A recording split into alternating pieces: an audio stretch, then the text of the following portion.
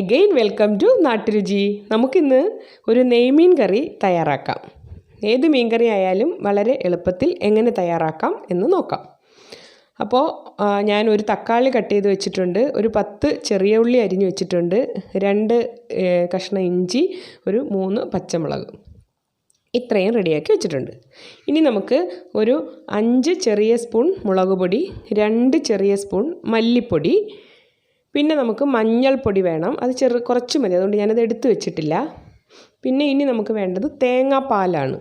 ഒരു മുറി തേങ്ങ ചിരകി അതിൻ്റെ പാല് പിഴിഞ്ഞെടുത്തത്, നെയ്മീൻ വൃത്തിയാക്കി വെച്ചിട്ടുണ്ട്. ഇനി നമുക്കൊരു പാൻ എടുത്ത് അതിലേക്ക് വെളിച്ചെണ്ണ ഒഴിച്ചു കൊടുക്കാം. എന്നിട്ട് നമ്മൾ ഈ അരിഞ്ഞു വെച്ചിരിക്കുന്ന കൊച്ചുള്ളി എല്ലാം കൂടെ ഒന്ന് വാട്ടിയെടുക്കണം. ഇപ്പോൾ ചെറിയ ഉള്ളിയും നമ്മുടെ ഒരു തക്കാളിയാണേ അരിഞ്ഞതും, പിന്നെ ഒരു ചെറിയ അല്ലി വെളുത്തുള്ളിയും കൂടി ഞാൻ ഇതിനകത്ത് ഇട്ട് കൊടുത്തിട്ടുണ്ട്. ബാക്കി വെളുത്തുള്ളി ഇഞ്ചി നമുക്ക് ചതച്ചെടുക്കണം.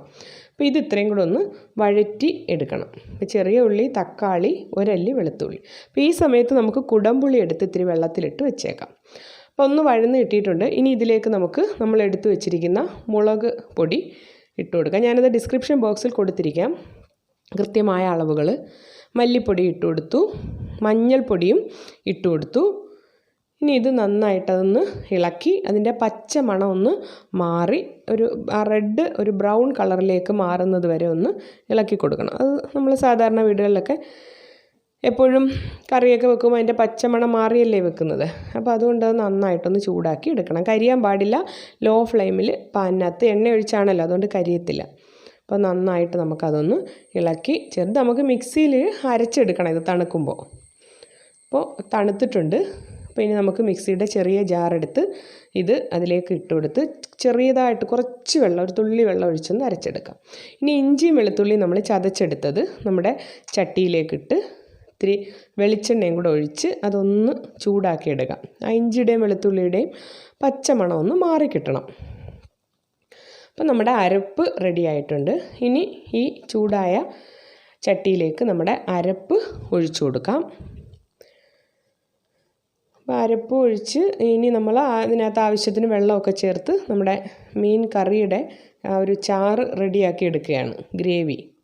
അപ്പോൾ നമ്മൾ ആവശ്യത്തിന് വെള്ളം, ആ അരപ്പിന് പാകത്തിന് വെള്ളം ചേർത്ത് കൊടുക്കണം. ഞാനിവിടെ ആ മിക്സിയുടെ ജാറിന് തന്നെ ഒരു അര ജാറ് വെള്ളം ഒഴിച്ചു കൊടുത്ത് നന്നായിട്ട് അതൊന്ന് മിക്സ് ചെയ്ത്, ഇനി നമ്മുടെ പുളി വെള്ളത്തിലിട്ട് വെച്ചിട്ടുണ്ട്, അതൊന്ന് പിഴിഞ്ഞ് ചെറുതായിട്ട് അരിഞ്ഞെടുക്കാം. 2 കഷ്ണം പുളിയാണ് ഞാൻ എടുത്തിട്ടുള്ളത്.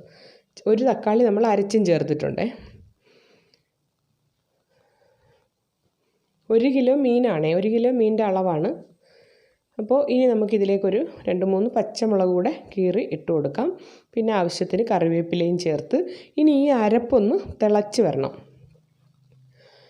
ആവശ്യത്തിന് ഉപ്പും ചേർത്ത് കൊടുക്കണം, അത് മറക്കരുത്. അപ്പോൾ അരപ്പ് നന്നായിട്ട് തിളച്ച് വന്നിട്ടുണ്ട്. അപ്പോൾ ഇനി നമ്മൾ വൃത്തിയാക്കി വെച്ചിരിക്കുന്ന മീൻ, ഇത് ചെറിയ നെയ്മീനാണ് കേട്ടോ, വലിയ നെയ്മീനല്ല, ചെറിയ 2 നെയ്മീനായിരുന്നു. അത് 1 കിലോ ഉണ്ടായിരുന്നു, 1 കിലോ പുറത്തുണ്ട്.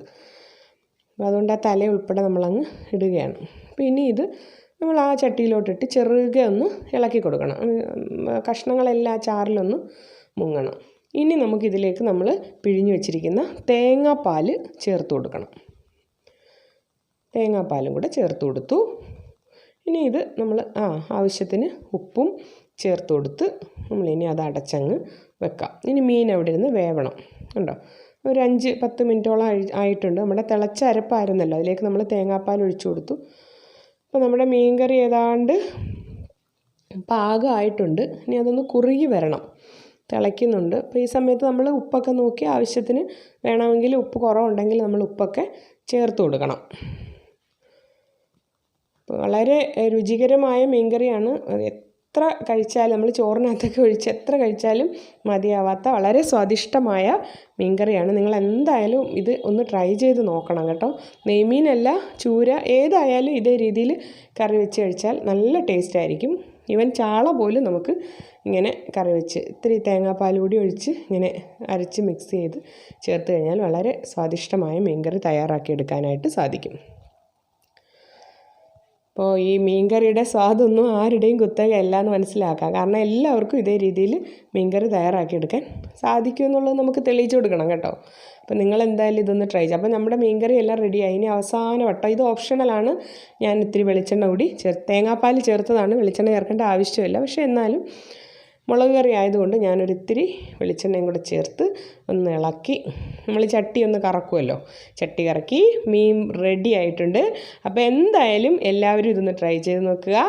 ഇഷ്ടപ്പെട്ടാൽ ലൈക്ക് ചെയ്യുക, ഷെയർ ചെയ്യുക, സബ്സ്ക്രൈബ് ചെയ്യുക. Thank you. Bye bye.